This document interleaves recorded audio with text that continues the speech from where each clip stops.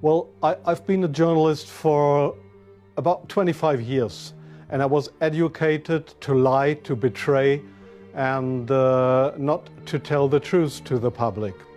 But seeing right now, within the last months, how the German and American media tries to bring war to the people in Europe, to bring war to Russia.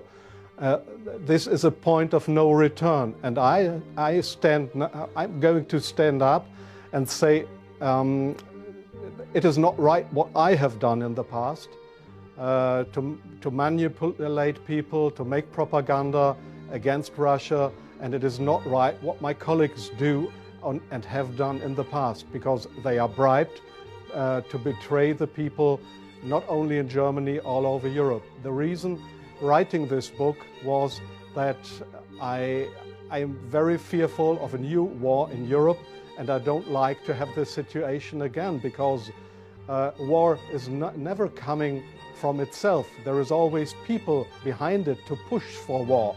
And this is not only politicians, this is journalists too. And I just have written in the book how we have betrayed in the past our readers just to push for war, and because I don't want this anymore. I'm fed up with this propaganda. We live in a banana republic and not in a democratic country where we have press freedom, where we have human rights. If you see the German media, especially my colleagues who day by day write against the Russians, who are in transatlantic organizations and who are supported by the United States to do so, well, people like me, I became an honorary citizen of the state of Oklahoma in the United States. Just why? Just because I write pro-American. I wrote pro-American. I was supported by the Central Intelligence Agency, by the CIA. Why? Because I should be pro-American. I'm fed up with it. I don't want to do it anymore. And so I've just written a book not to earn money. No, it will cause a lot of trouble for me, just to give the people in this country, in Germany, in Europe, and all over the world, just to give them a glimpse of a view what goes up behind the closed doors. Now, you ask, what have I done for intelligence agencies? So, please see, most of the journalists you see in foreign countries, they claim to be journalists, and they might be journalists, European or American journalists, but many of them, like me in the past, are so-called non-official cover. That's what the Americans call that. I have been a non-official cover.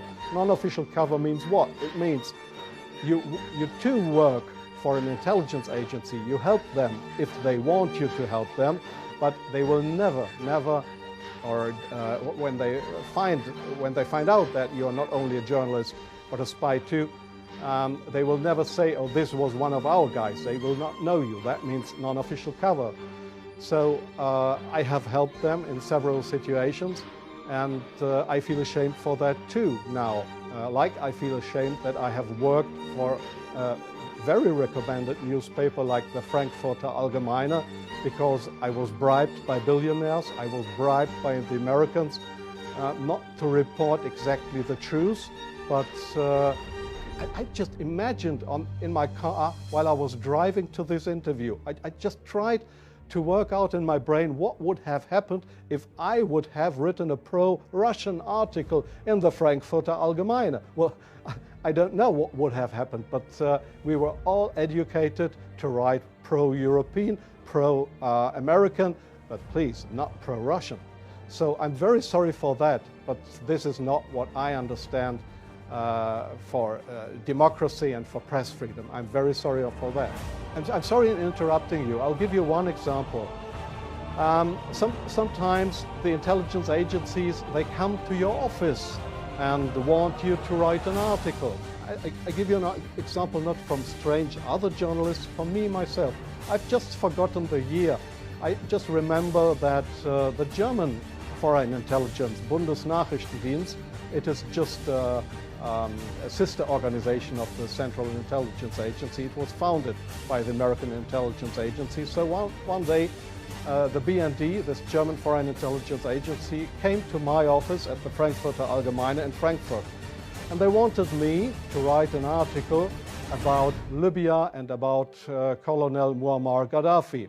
I had absolutely no secret informations regarding Colonel Muammar Gaddafi and Libya. But they gave me all these secret informations, and they just wanted me to write, to sign the article with my name. I did that, but it was an article that was published in the Frankfurter Allgemeine that originally came from the Bundesnachrichtendienst, from the German Foreign Intelligence Agency. So do you really think that this is journalism, intelligence agencies writing articles? Oh yes, that article, I have reprinted it partly in my book. That article was how Libya and Colonel Muammar Gaddafi, how he secretly tried to build a poison gas factory. I think in Rapta was the name, yeah. And I got all those information. It was a story that was printed worldwide 2 days later. But I had no information on that. It was the intelligence agency that wanted me to write this article. So, but this is not the way journalism should work, that intelligence agencies, that they decide what is printed and what not. If I say no, I give you an example from a very good example if you say no. Well, we have a rescue unit in Germany with helicopters for traffic accidents. It's called, they call themselves the Yellow Angels. There was one guy who didn't want to cooperate. He was a pilot of the helicopter service of the Yellow Angels in Germany.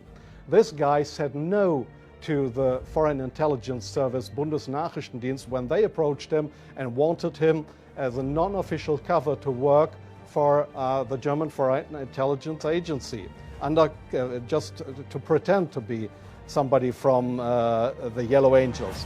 So what happened was that he lost his job. And the court in Germany, the judge decided that they were right, because such a guy could not be trusted. He was kicked off his job because he didn't cooperate with the Foreign Intelligence Service. So I knew what would happen if I would not cooperate with intelligence services. Well, I have had, let me say, 6 times my house was house searched because I was accused by the public prosecutor, the German public prosecutor. I was accused of leaking secrets of states. 6 times house searched. Well, they hoped that I wouldn't do that ever again. But I think it's worse that the truth will come out one day. The truth won't die. And I don't mind what will happen. I've had 3 heart attacks. I have no children. So if they want to bring me to court or to prison, so it's worse for the truth.